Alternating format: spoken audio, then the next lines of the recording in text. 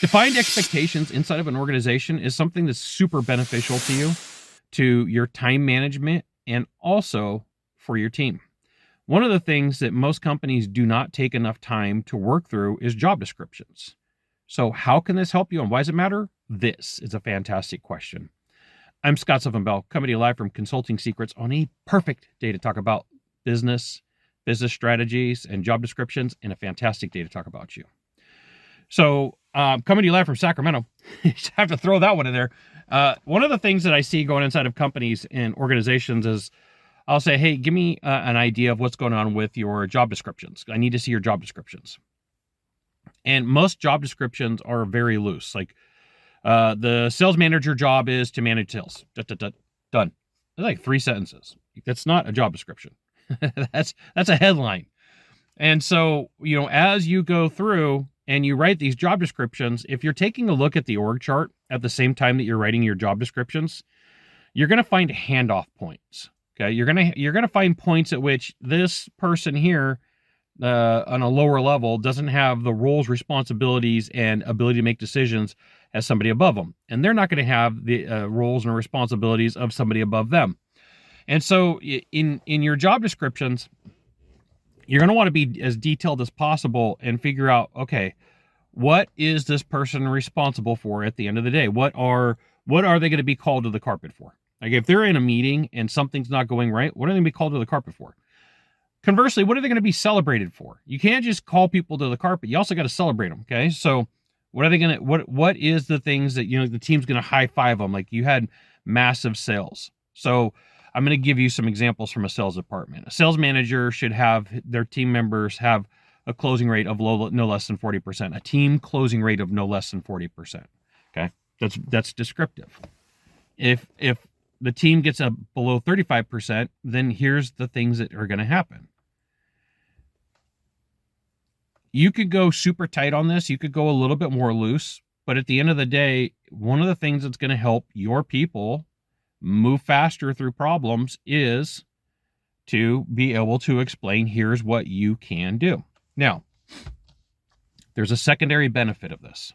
When you have really good job descriptions and somebody fails, somebody causes a problem, somebody doesn't do what they need to do, you have every opportunity to turn this into a learning dossier. You have every opportunity to turn this into a learning knowledge-based lesson. Some of these lessons are public-facing, some of them are not.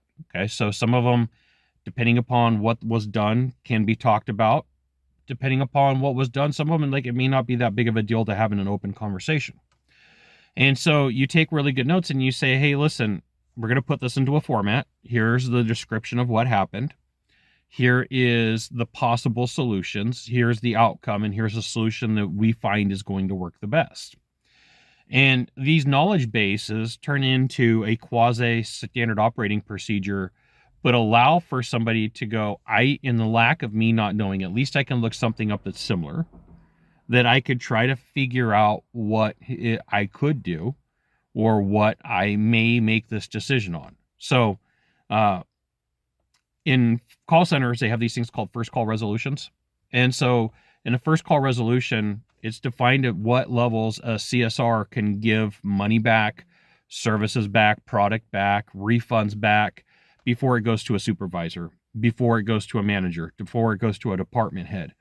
And so in these job descriptions, you may want to put some sort of content in there that says, hey, you can fix this problem up to, and then fill in the blank. Or at what point does this get handed off to the next level for them to have a concern with?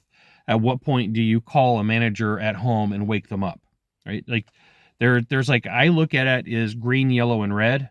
Like at a red, you're getting other people involved. Yellow, you might ask for some guidelines. Green, go for it. Right? And you may define this in your job descriptions.